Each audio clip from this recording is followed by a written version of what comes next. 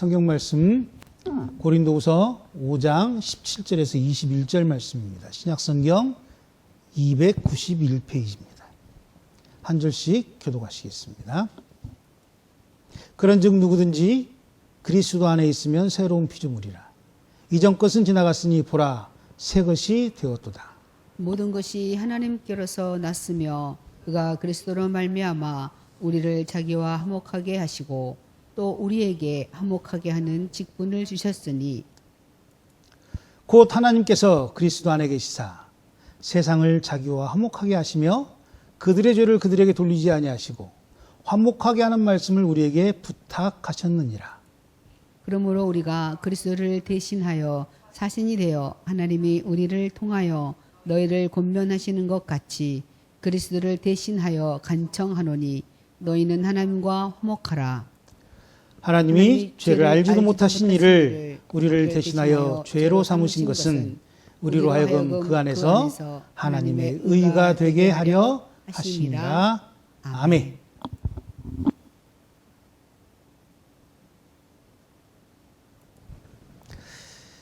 우린 지난 한 주간 5천만 원을 사용하고 왔습니다. 그리고 그 5천만 원의 결과가 그 다음 날 결정이 됐고 그 다음 날까지 매스컴에 막 떠들었어요. 제 개인적으로는 지난 2년 동안 현재 정부에서 했던 일들 중에 뭐 세금을 못 걷었고 뭐 얼마를 적자를 냈고 1인당 지금 한 사람당 국가에 대한 빚이 얼마이고 뭐 지난 한 해 동안 세금을 얼마를 덜 걷었고 그런 이야기들을 뭐 막 하는 것이 그렇게 저는 와닿지 않습니다. 사실은.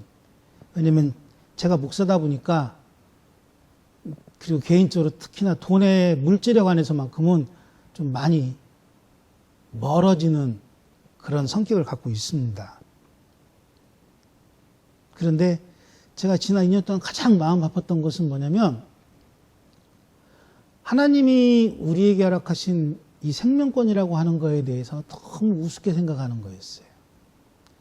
제가 교회들에 대해서 그리고 부역하는 목사들에 대해서 그렇게 지적을 많이 했던 이유 중에 하나도 그거예요. 광화문에 가서 태극기를 흔들건 주머니에서 1,000원을 끄집어내서 던지건 말건 저는 상관 안 해요. 제가 정말 안타까웠던 것은 세상을 만드시고 하나님이 가장 보기 좋았다라고 말씀하셨던 우리의 생명권을 목사라고 하는 사람들조차도 우습게 생각한다는 거였어요.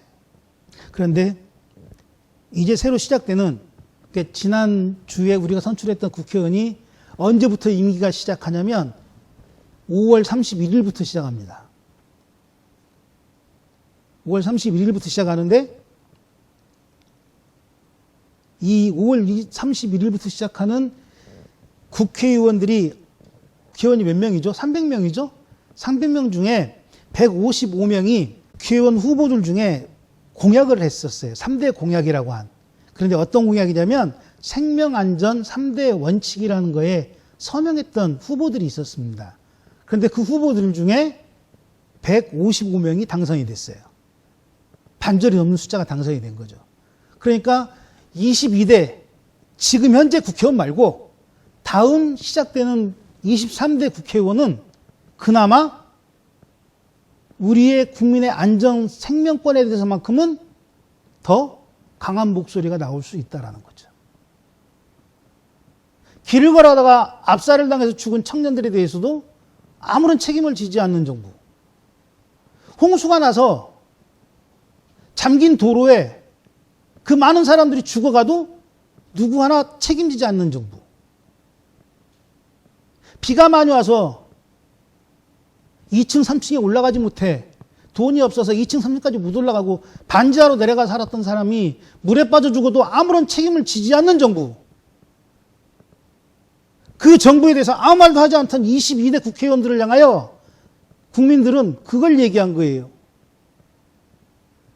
너희들은 도대체 국민을 무엇으로 보고 있느냐? 국민의 생명을 무엇으로 알고 있느냐? 그래서 국회의원 후보자들이 서명을 했던 거예요. 그 서명했던 거에 대해서 155명이 당선이 됐습니다. 다시 희망을 거는 거예요. 시작할 수 있다라는. 오늘 그리고 이제 앞으로 이틀 지나면 4월 16일입니다. 잘 아시죠? 노란 리본. 세월호예요. 10년 지났습니다. 10년.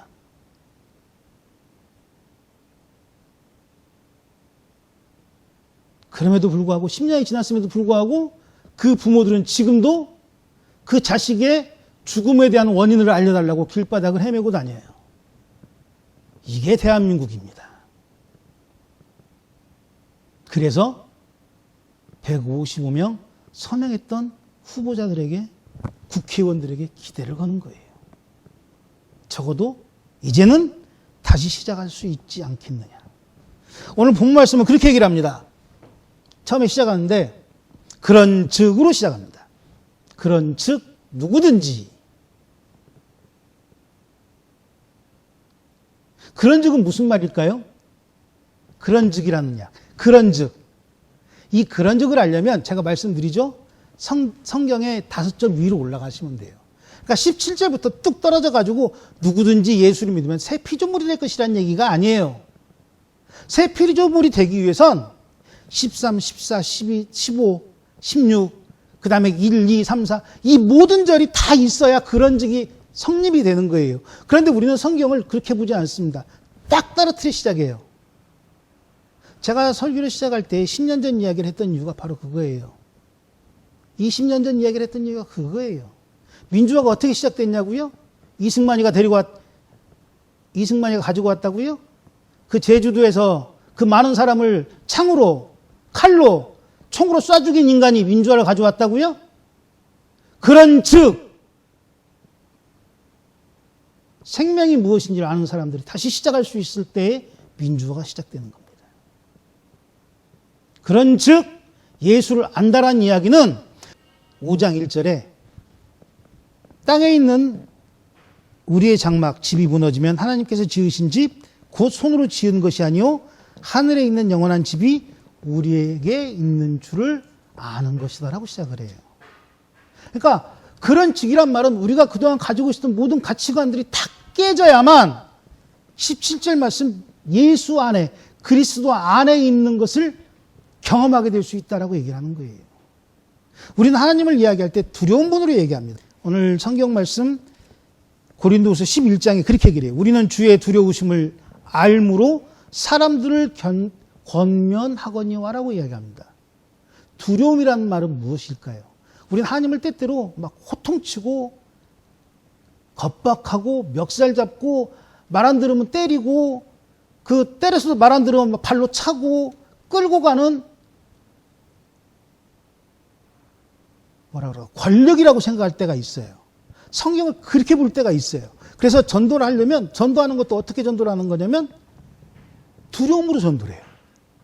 두려움으로. 근데 두려움은 뭐예요? 두렵다는 말. 두렵다는 말. 두렵다는 말은 공포를 먼저 떠오르죠. 공포가. 공포는 뭘까요? 내가 알지 못하는 것을, 내가 알지 못한 미지의 감정을 자극하는 게 공포일 수 있거든요.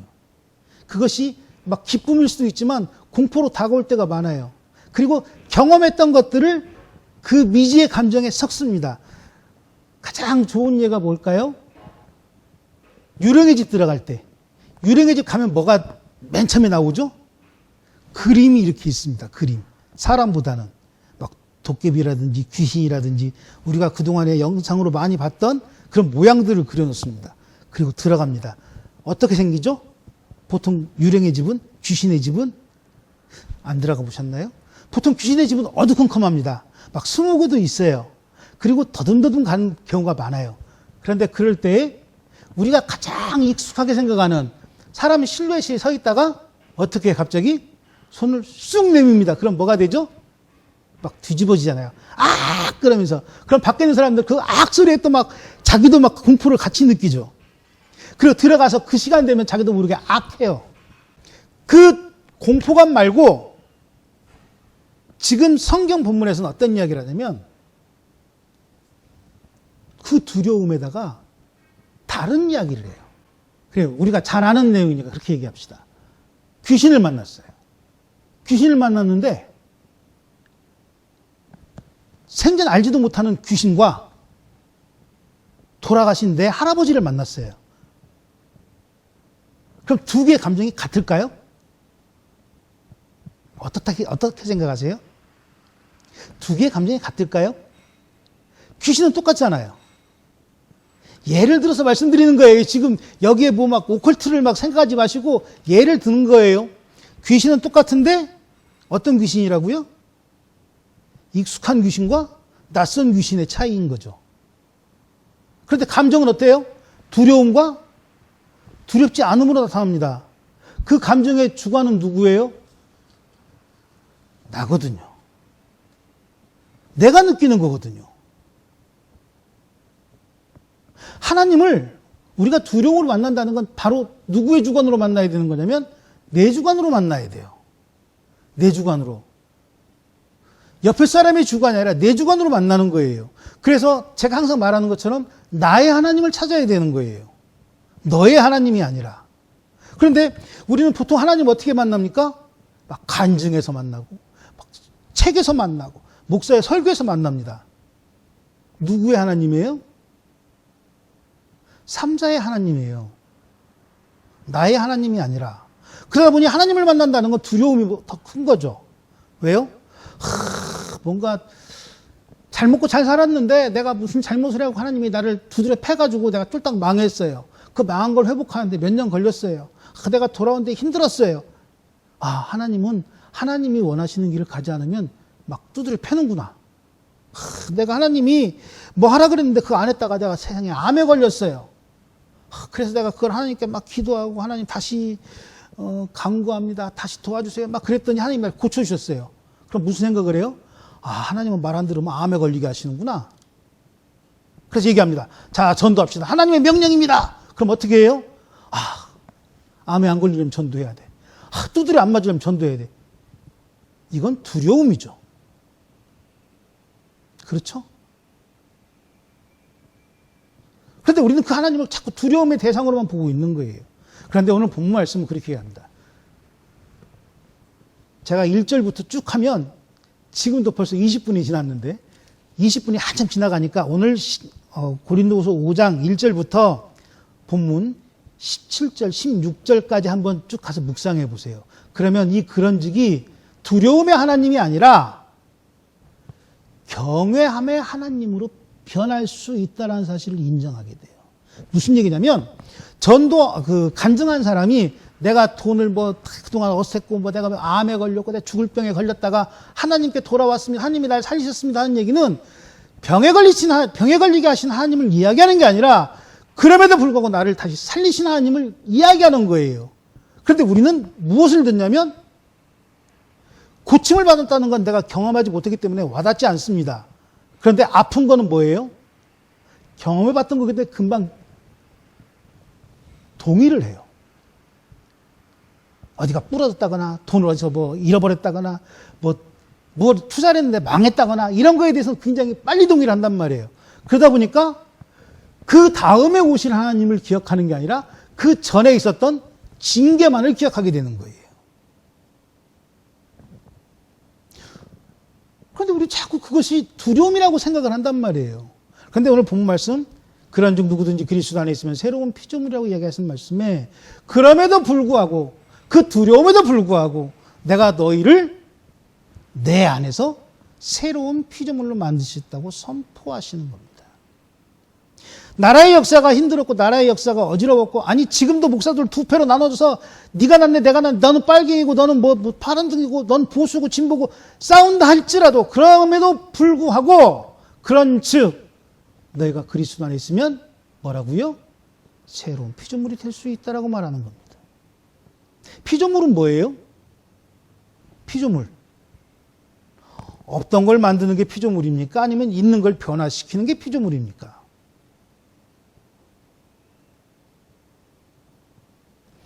잘 선택하셔야 돼요.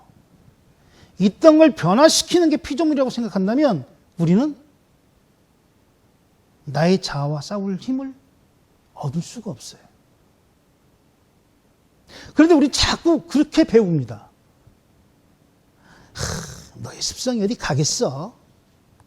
그냥 너의 습성대로 살아. 새로운 것이라고 말하지만, 새술은 새부대라고 말하지만 그냥 네가 뭐 변하는 것도 아니잖아라고 얘기를 한단 말이에요. 거기서 우리는 자꾸 동의를 해요. 왜? 니고데모처럼 내가 어머니 뱃속에 다시 들어갔다 나올 수는 없잖아요. 내가 어떻게 새로 태어납니까? 라고 말하잖아요.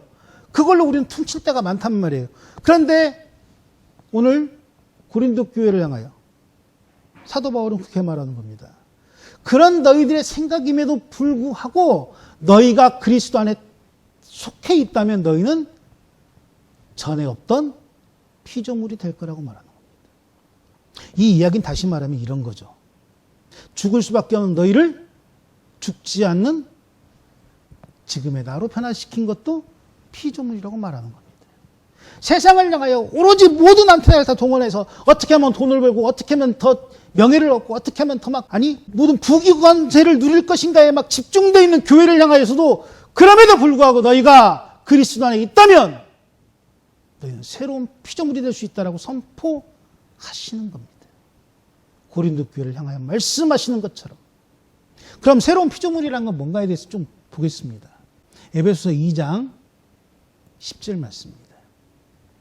우리는 그가 만드신 바라 그리스도 예수 안에서 선한 일을 위하여 지으심을 받은 사람이 새로운 피조물입니다. 또 새로운 피조물이 될 수 있는 이유는 이거예요.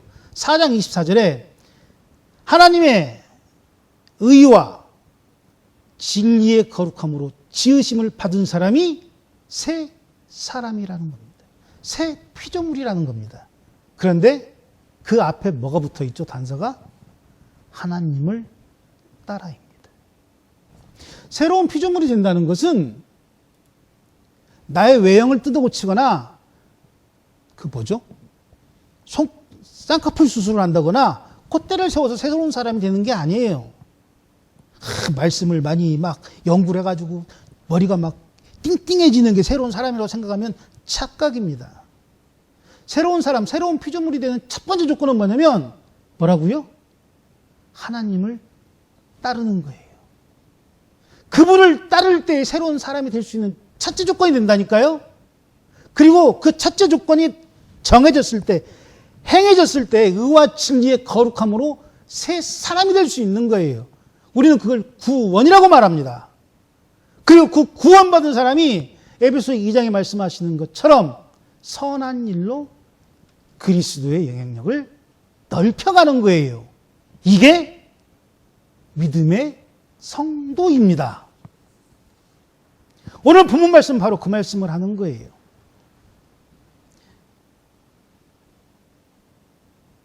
전라도와 경상도를 가로지르는 섬진강 노래를 잊어버렸네. 화개장터가 어떻게 시작하죠? 섬진강 줄기 따라 뭐가 있다고요? 화개장터가 있어요. 정치권에선 전라도 경상도 싸 묻히고 막 난리를 쳐도 그 화개장터에는 전라도 사람과 경상도 사람이 똑같이 모여서 똑같은 장을 보고 살았어요. 이게 우리나라라니까요. 우리 민족이라니까요. 자기의 이익을 위해서, 자기의 유익을 위해서 한쪽 동네는 부자로 살게 하고 한쪽 동네는 가난하게 살겠다? 이 동네는 항구를 많이 지어주고 저 동네는 항구를 안 지어줬다? 아니잖아요, 그런 거. 그래서 위정자들이 중요한 거고, 그래서 정치자들이 중요한 거예요. 그래서 목사들도 중요한 거예요. 왜요? 목사가 세상을 보는 눈은 딱 한 가지여야 됩니다. 뭐냐면 그리스도 안에서 봐야 돼요. 그래서 제가 전에도 말했지만 목사님은 좌파입니까? 우파입니까? 저한테 누가 그렇게 물어봐서 저는 그렇게 얘기했습니다. 나는 예수파입니다. 목사는 예수파 이외에는 없잖아요. 사실 성도도 마찬가지거든요. 예수파였을 때야만 하나님을 따라 의와 진리의 거룩함으로 새 사람을 영위할 수 있어요. 좌파건 우파건 중요하지 않다니까요. 단지 좌파와 우파는 세상 사람들의 기준에 맞춰서 세상을 얼마나 변화시킬 것인가에 대해서 방향을 따라가는 것뿐이잖아요. 그것이 내 삶을 온통 지배하고 있다면 강대상에서 내려가야죠. 설교 시간에 설교하지 말아야죠. 입을 닫아야죠. 태극기 흔들면서 교인들 봉고차에 실어서 광화문까지 실어달라는 그런 넋빠진 짓 할 것 같으면 예수란, 교회란, 목사란 말을 띄어야죠. 그냥 패거리 행동을 해야죠. 똘마니처럼. 성경은 우리에게 그걸 얘기하지 않는다니까요. 본문은. 너는 새 사람이 되었느냐고 먼저 묻습니다. 17절에. 그리고 뭐라고 해요? 18절에. 모든 것이 하나님께 낫다고 선포하잖아요. 미련한 너도 하나님께 낫고, 잘난 너도 하나님께 낫고, 좌파인 너도 하나님께 낫고, 우파인 너도 하나님께 낫어. 검사인 너도 하나님께 낫고, 목사인 너도 하나님께 낫잖아. 그런데 그거는 지금 너희가 사는 너희의 모습이잖아. 너희가 진짜 집사, 권사, 장로, 목사의 모습이 되려면 어떻게 하라고요? 하나님을 따라 의와 진리의 새 사람이 되었느냐고 묻는 거예요. 너희 교회는 진짜 하나님을 따라 의와 진리의 길을 따르고 있냐라고 묻는 거예요. 한국교회에 지금 이 세 사람의 교회가 얼마나 있냐라고 묻는 거예요. 하나님이 만드신 세상을 얼마나 기쁨으로 바라볼 수 있는 눈을 가진 목사들이 많은가. 하나님이 지으신 내 아이 말고 하나님이 지으신 우리의 생명이 얼마나 소중한가를 아는 교회가 많은가. 오늘 사도 바울이 우리에게 묻는 겁니다. 너희는 진정 하나님을 따라 의와 진리의 새 사람이 되었느냐라고 묻는 거예요. 의와 진리라는 말이 들어가니 이제 뭔가 막 정의로워야 되고 막 그래서 막 팔을 걷어붙이고 짱돌을 들고 뭐 화염병을 들고 제가 젊었을 때 그랬다니까요. 의와 진리에 매몰돼서 저는 짱돌을 들었다니까요. 강목을 들었다니까요. 그런데 성경을 보니까 그 얘기가 아니더라고요. 19절 말씀입니다. 19절 말씀이 그렇게 해요. 하나님께서 그리스도 안에 계시사 자기를 세상과 화목하게 하시며 우리의 죄를 우리에게 돌리지 않고 화목하게 하시는 말씀을 누구에게? 나에게 부탁하셨어요. 우리가 하나님을 두려워한다는 이야기는, 두려워해야 된다는 얘기는 바로 이 19절 말씀에 20절 말씀에 21절 말씀에 어떤 두려움을 가져야 되는지를 말씀하고 계시는 거거든요. 다시 한번 제가 19절을 보여드릴게요. 하나님께서 그리스도 안에 계시사 세상을 자기와 화목하게 하시고 그들의 죄를 그들에게 돌리지 않고 화목하게 하는 말씀을 우리에게 부탁하셨습니다. 그래서 20절 말씀에 우리가 그리스도를 대신해서 사신이 되어 하나님이 우리를 통해 너희를 권면한 것 같이 그리스도를 대신하여 간청하노니 너희는 하나님과 화목하라. 하나님이 죄를 알지도 못하신 일을 우리를 대신하여 죄로 삼으신 것은 우리로 하여금 그 안에서 하나님의 의가 되게 하려 하심이라.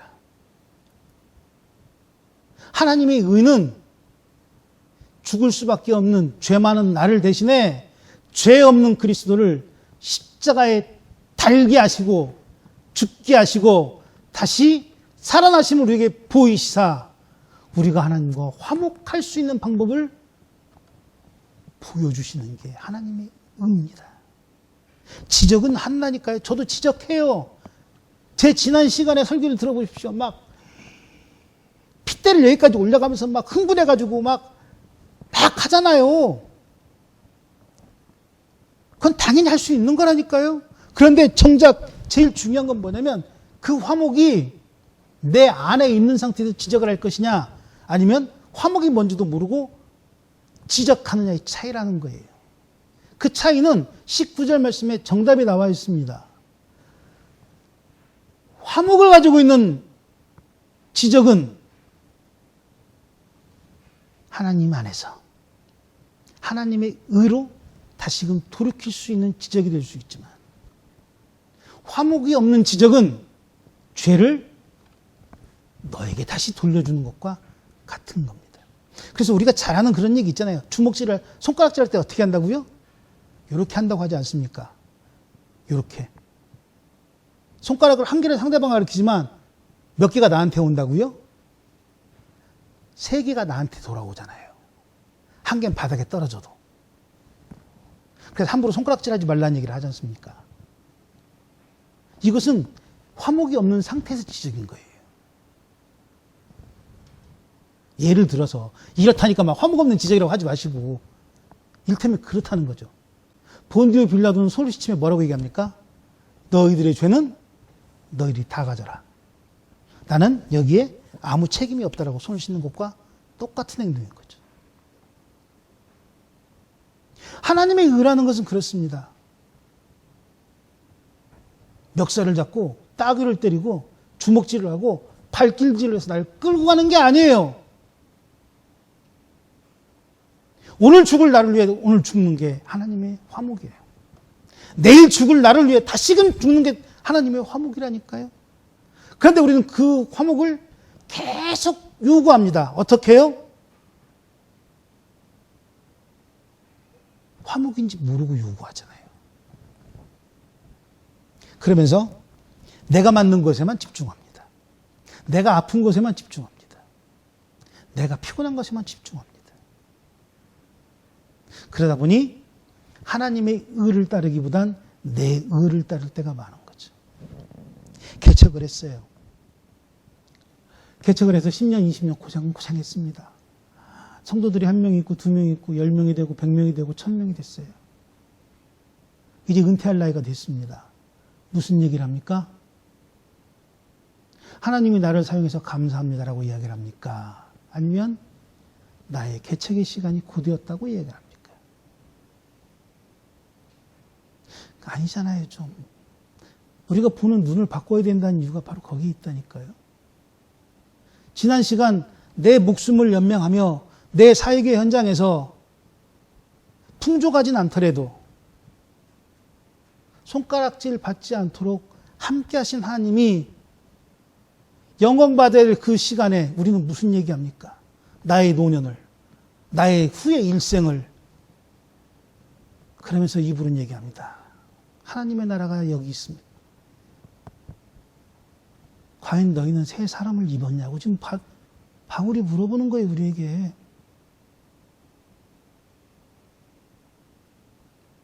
사실 이 말씀은 목사들이 굉장히 많이 해당되는 얘기예요. 너의 욕심과 너의 안위와 너의 열정이 너의 것이냐 하나님의 것이냐 묻는 거예요. 그리고 흔히 이야기하는 그 많은 이적들을 행한다는 이적자들에게 묻는 겁니다. 네가 말하는 그 이적들이, 네가 말하는 그 기적들이, 네가 말하는 그 수많은 간증들이 너의 것이냐 하나님의 것이냐. 너의 영광이 너의 것이냐 하나님의 것이냐 묻는 거예요. 나의 것입니다라고 고백하는 사람은 에베소 4장 말씀처럼 하나님의 의를 위해 살아가는 사람일까요? 아니면 그렇지 못한 사람일까요? 제가 오늘 설교 제목을 하나님의 의가 되라고 말씀드린 이유가 바로 여기에 있습니다. 여러분들은 무엇이 되고 싶으십니까? 아니, 저는 우리나라 이 교회가 무엇이 되고 싶은가를 고민할 때가 많아요. 제 목회 현장에서도 그 현장 속에서 기도하면서 항상 그럴 때 그런 기도를 합니다. 나의 것입니까? 하나님의 것입니까?